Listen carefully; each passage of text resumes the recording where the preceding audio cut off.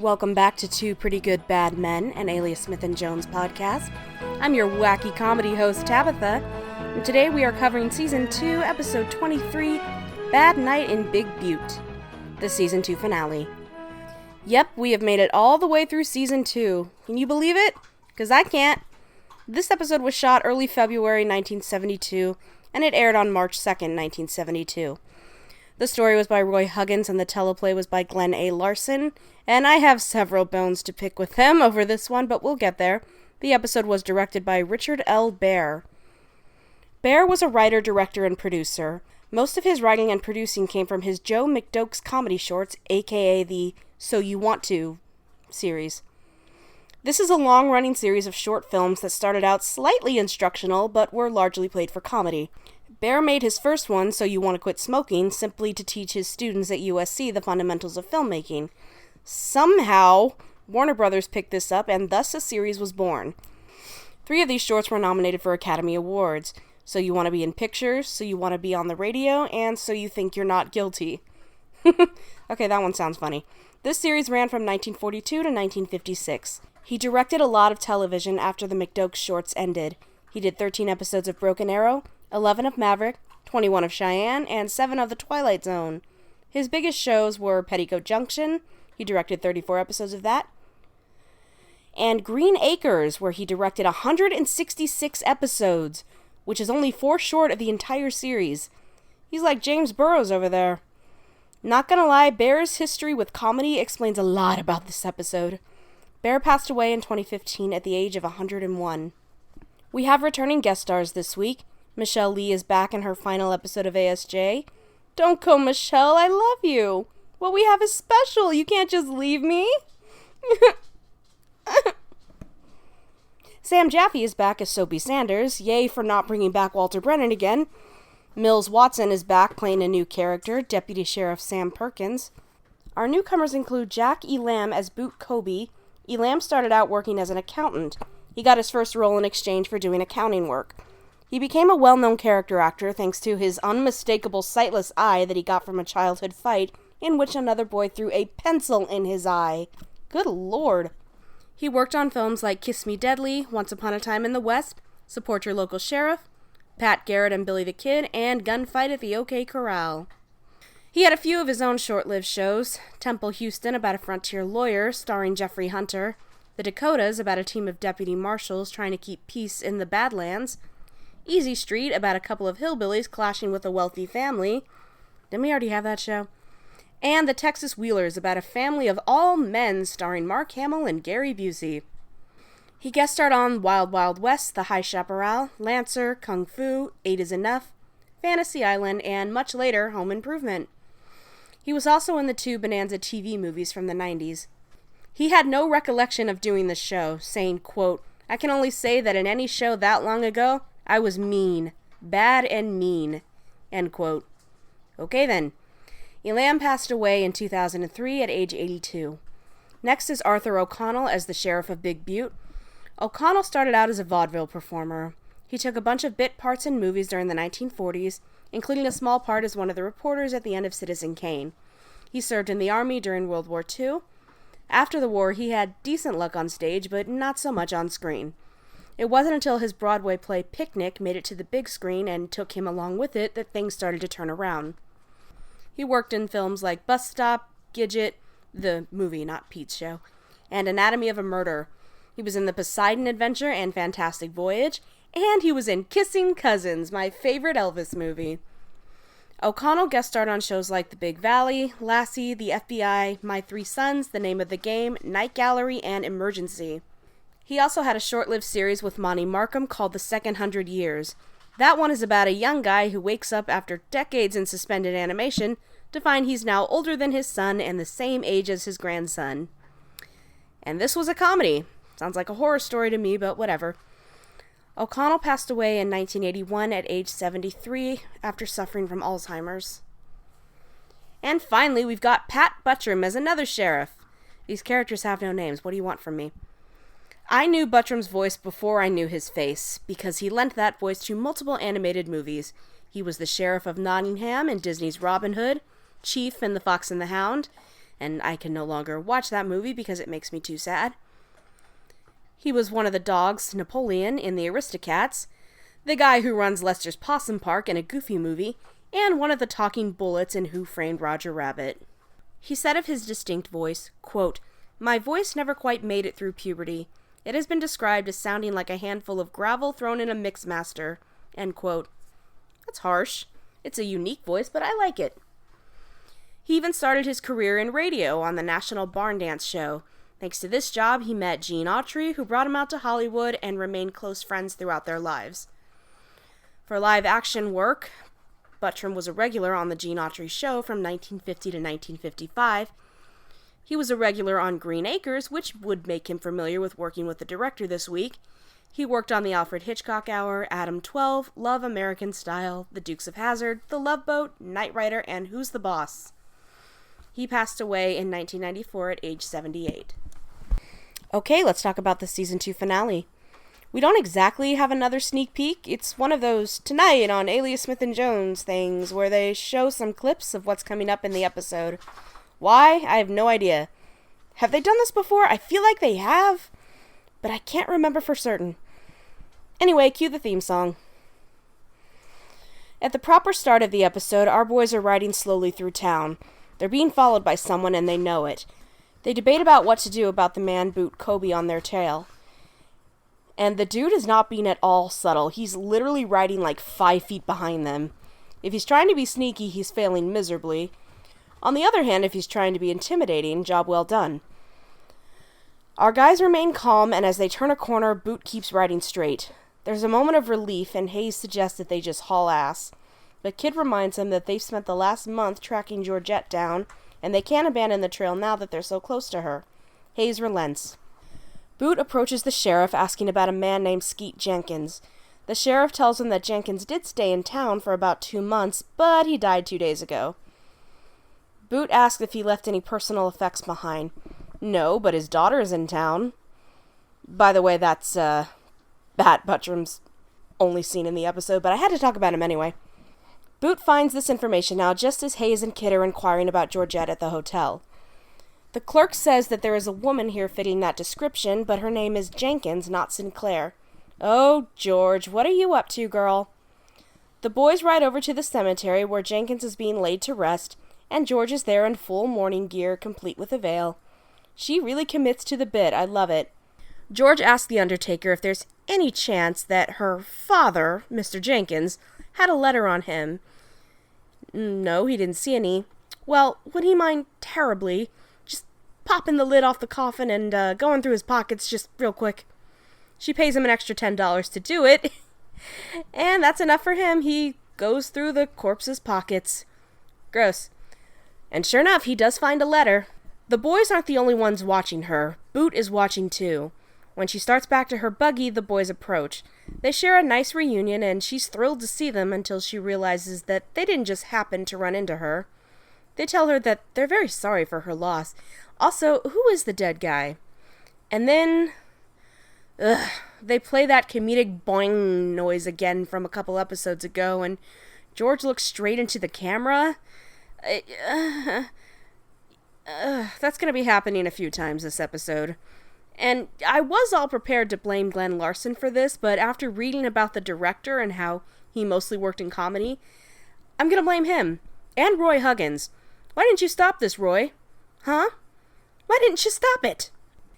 They ride back to town, and George tells him that Skeet Jenkins was her father's bestie. He sent for her father because he knew he was dying, but her father couldn't make it, so she came instead. Uh-huh.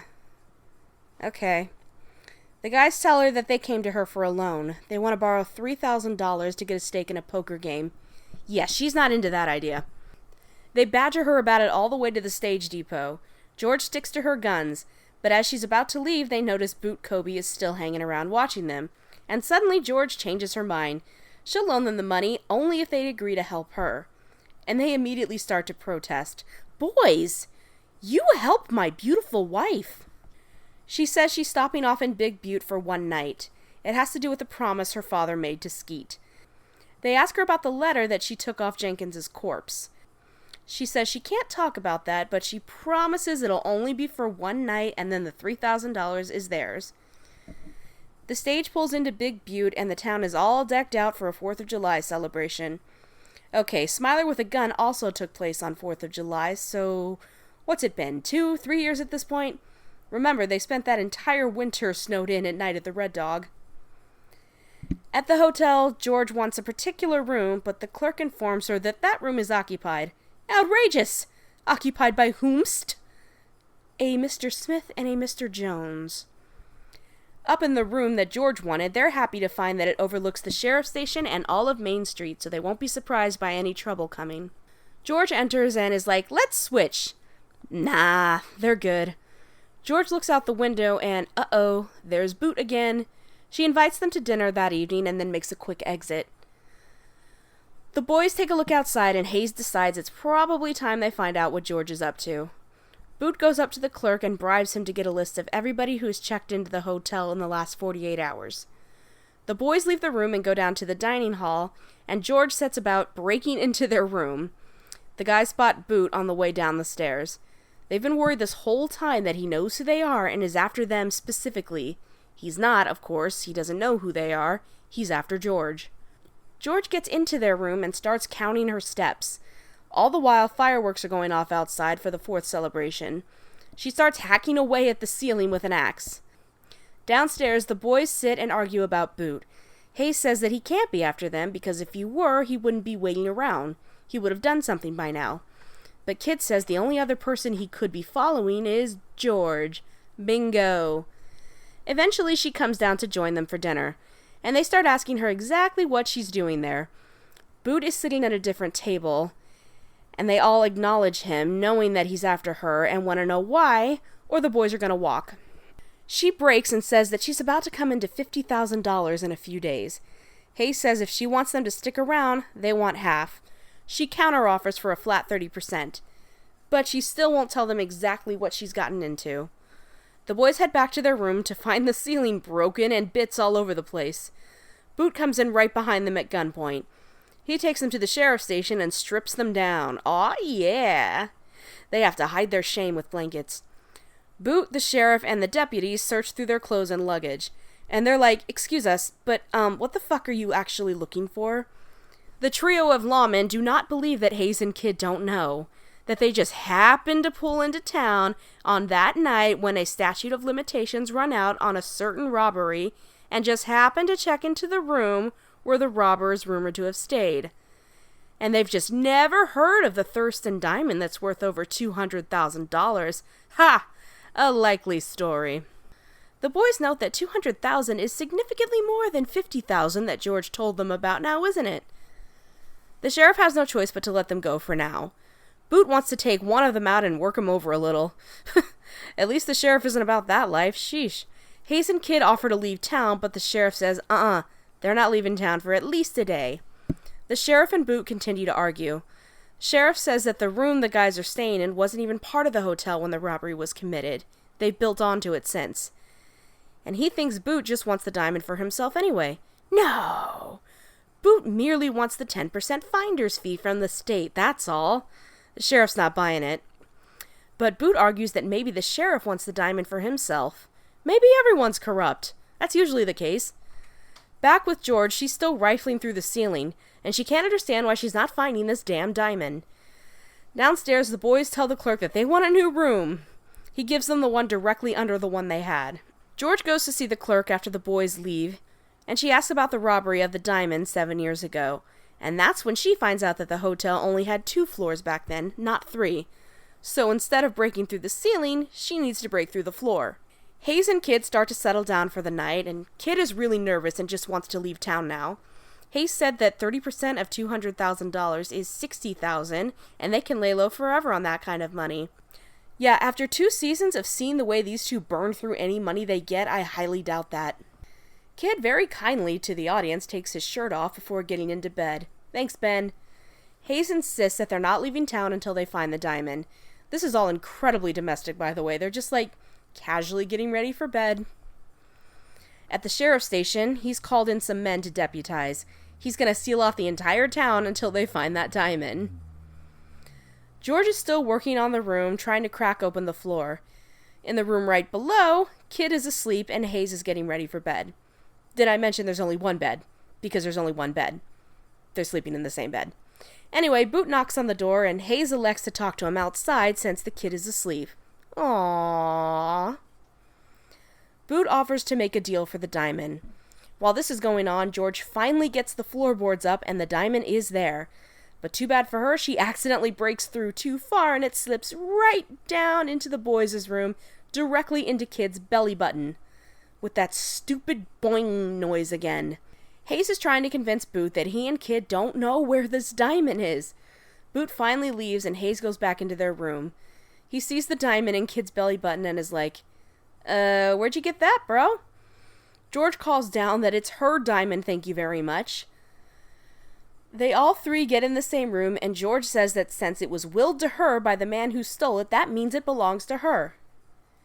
Yeah, that's not how stolen property works, George. My love. Long story short, the guy the diamond belonged to had it stolen for insurance purposes, but died before there was a payout and he had no heirs. So who else should it belong to at this point, is her argument. All she has to do is get the diamond out of the state. They should all just sneak out right now. They tell her that that's not gonna work. If she wants to get away with the diamond, she's gonna have to do things their way. They do sneak out the window, but are caught immediately by the sheriff. Cut to all three of them in jail, stripped down to their birthday suits again, and apparently they've been cavity searched? Okay, but no diamond. George says they did come to town to find it, but they didn't, so they were just leaving. Hayes asks the sheriff what kind of deal they can get in exchange for this diamond. The sheriff and Butte go to have a private conversation. George tells Hayes that that diamond belongs to her and he has no right to make any deals for it. He tells her just to trust him. If they'd followed her plan, they'd have already lost the diamond. Butte once again accuses the sheriff of wanting the diamond for himself. If he wants to make a deal with Hayes for the diamond, he'd better cut him in on it. And the sheriff relents. So everyone is corrupt. That's awesome.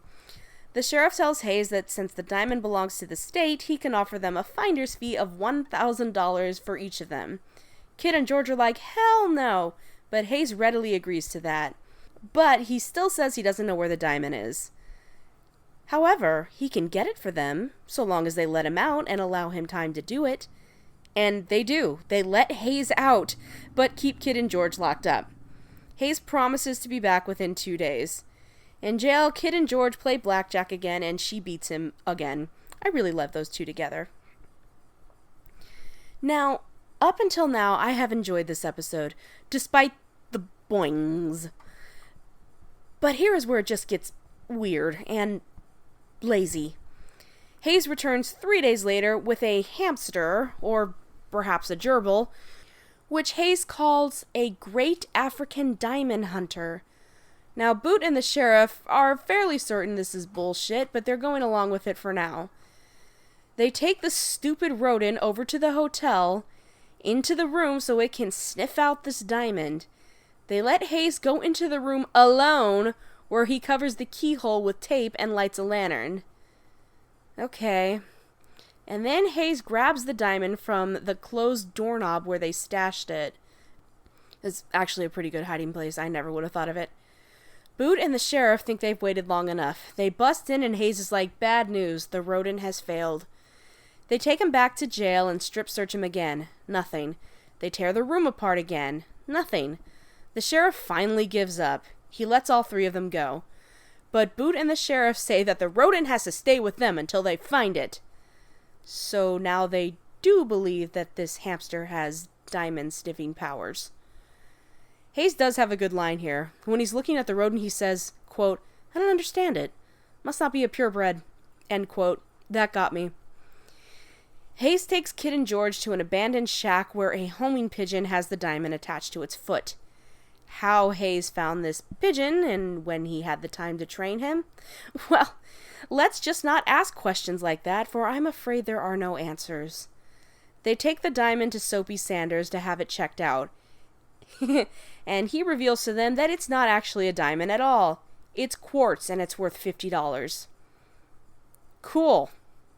They're all disappointed, but the boys remind George that she still promised them $3,000 for the poker game. And she looks into the camera again. The end. Well, as I said, I was with this episode until that ending with the stupid gerbil and the stupid pigeon. Was that really the best they could come up with? Really? And those boings! Just stop doing that! At least I had my Georgette here. And really, there was a lot of plot in this episode for something that should have been relatively simple. The whole statute of limitations thing, drop it. The backstory with Thurston, drop it. The standoffs between Butte and the sheriff, lose it. Unneeded. But for the most part, it's pretty fun. The scene with the boys getting into bed together, my god. I mean, we knew that they frequently share a bed, but seeing it like this was something else, and I loved it. And I'm gonna miss George. I know some fans won't, but my heart will never recover. Farewell, my sweet. Our romance was brief, but it was powerful. The line of the episode goes to the first sheriff when he's telling Butte that Skeet Jenkins died. Butte asks him if he's sure, and the sheriff replies, quote, "Well, he hasn't actually admitted it, but then you can't believe a word these outlaws say." End quote. Smartass. And I guess the episode goes to Hayes. Believe me, I'd love to give it to the kid, but he doesn't really do much this episode, so I can't. Although he is shirtless, so maybe he does deserve it just for that. Because I really hate giving it to Hayes and his stupid animal plan. Damn you, Larson! Next time on Alias Smith & Jones, it's the third and final season, and the boys are being chased back and forth across the desert.